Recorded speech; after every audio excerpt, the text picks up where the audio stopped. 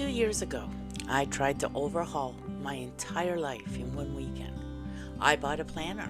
I reorganized my house. I even mapped out a 90-day goal system and created a color-coded healing schedule.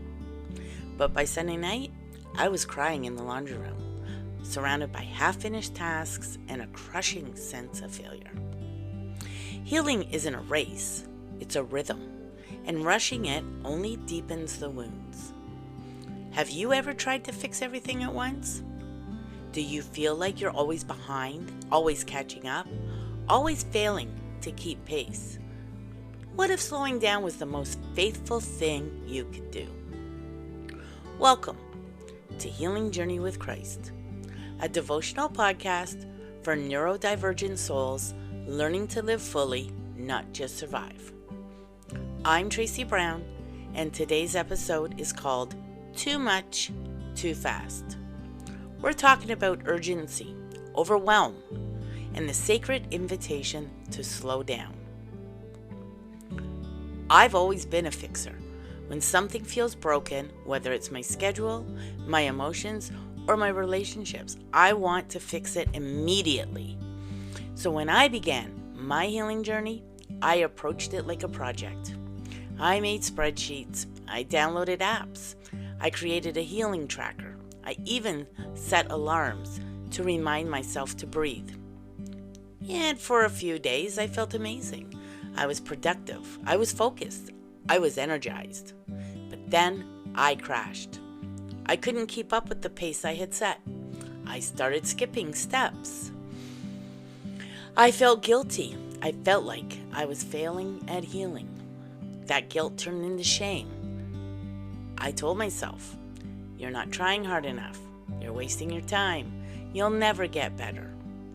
But deep down, I wasn't just trying to heal. I was trying to earn healing.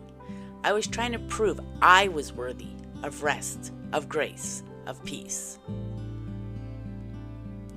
The real challenge wasn't the pace. It was the pressure. The pressure to be better, to be fixed, to be whole. Then I read Exodus chapter 14, verse 14. The Lord will fight for you. You need only to be still. Stillness isn't laziness, it's surrender, it's trust, it's faith in motion.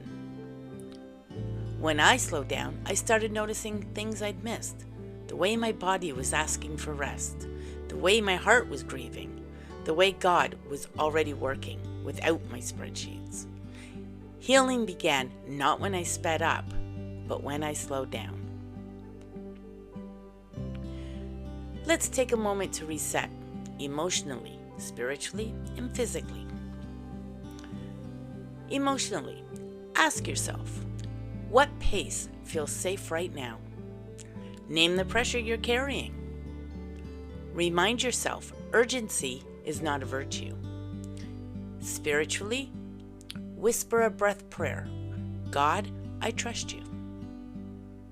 Read Exodus chapter 14, verse 14, again, slowly. Imagine God holding your timeline gently in his hands. Physically, stretch your arms overhead.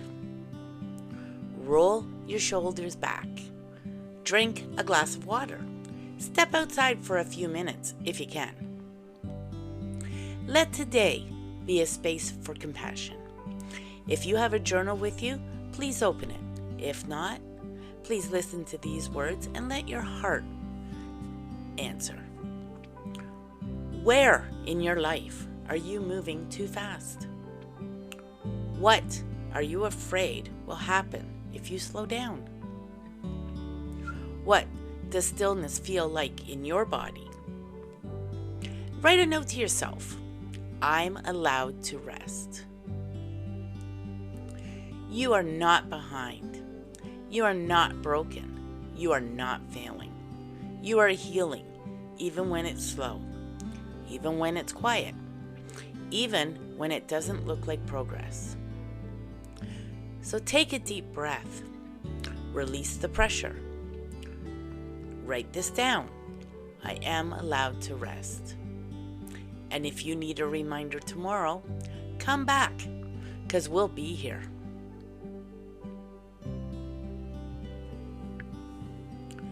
Thank you for joining me today. Whether you journaled, prayed, or simply listened, I'm grateful you showed up. You are not behind. You are not broken. You are beloved. If this episode spoke to your heart, subscribe, leave a comment, or share it with someone who needs permission to slow down. Visit healingjourneywithchrist.com to share your story or explore more devotionals and reflections. And tomorrow's episode is called I Forgot Again, Grace for the Gaps. We'll talk about forgetfulness, not as failure, but as part of our humanity. If you've missed a birthday, skipped a deadline, or felt ashamed of your memory, this one's for you. We'll reflect on 2 Corinthians chapter 12, verse 9. My grace is sufficient for you, for my power is made perfect in weakness. God doesn't measure your worth by what you remember. He meets you in the gaps with grace.